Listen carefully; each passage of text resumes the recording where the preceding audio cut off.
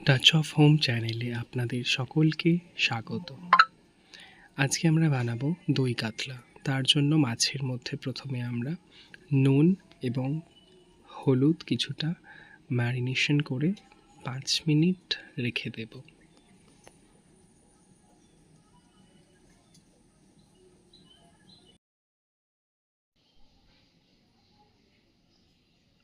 ভালো করে নুন হলুদ মাখিয়ে নিয়েছি আমি। এরপর আমরা কিছু মশলা তৈরি করে নেব। প্রথমে আমরা একটা মশলা তৈরি করে নেব, সেটির মধ্যে দেব পেঁয়াজ, একটা গোটা পেঁয়াজ এবং কয়েকটা কাঁচা লঙ্কা।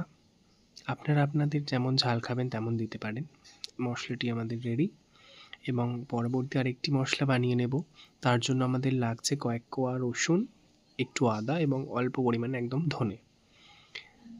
এই মশলাটিকে একদম ভালো স্মুথ একটি পেস্ট বানিয়ে নিতে হবে।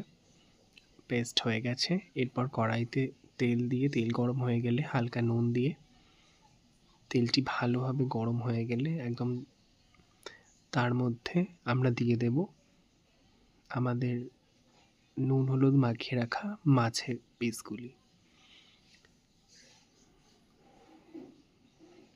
তেল ভালো করে গরম হয়ে গেলে এবং তার মধ্যে একটু নুন দিয়ে দিলে মাছটি আর কড়াইতে লেগে যায় না, যার ফলে মাছটি ভালো ভাজাও হয়।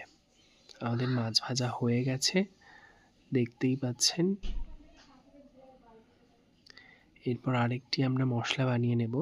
তার মধ্যে দিয়ে দেব টক দই এবং কিছুটা পরিমাণে কাজু। টক দইয়ের পরিমাণটা আমরা এখানে একটু বেশি দেব।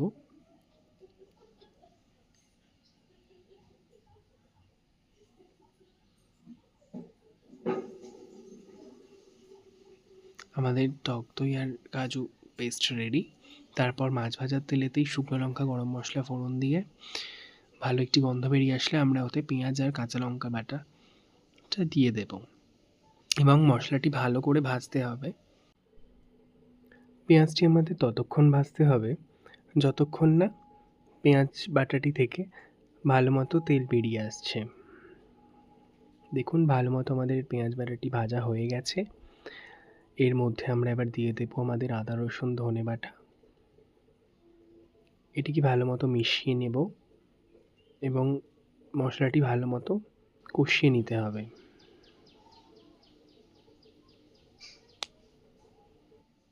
তার মধ্যে একদম সামান্য পরিমাণে হলুদ, আপনারা চাইলে এটি নাও দিতে পারেন, এবং পরিমাণ মতো স্বাদ অনুযায়ী নুন দেব।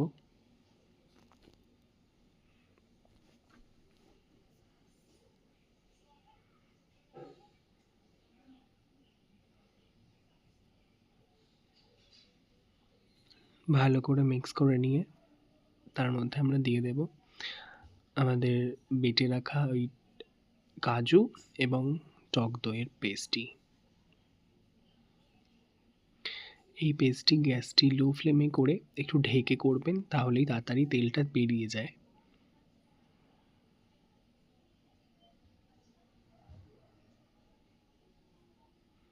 তা আমরা এখানে অল্প পরিমাণে একদম চিনি যোগ করব, যাতে স্বাদটি আরও সুন্দর হয়।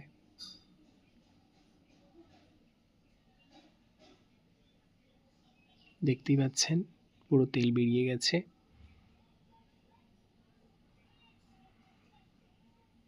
এর মধ্যে আমরা পরিমাণ মতো জল দিয়ে দেব এবং এটি ভালো করে মিক্স করে আমাদের কিছুক্ষণ ফুটতে দিতে হবে।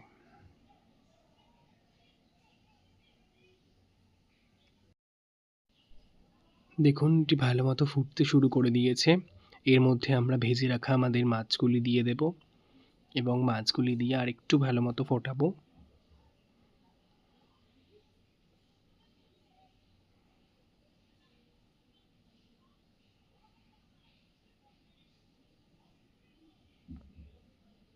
মাছগুলি ভালো মতো ফুটে গেলে এর মধ্যে আমরা দিয়ে দেব হাফ চামচ ঘি এবং কিছুটা পরিমাণে আমরা ভেজে রেখেছিলাম অল্প বেরেস্তা, সেই বেরেস্তা দিয়ে দেব। আপনারা চাইলে এখানে ধনেপাতাও দিতে পারেন।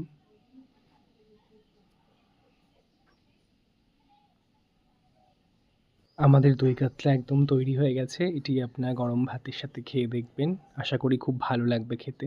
যদি ভালো লাগে অবশ্যই লাইক, কমেন্ট এবং চ্যানেলটিকে সাবস্ক্রাইব করে দেবেন।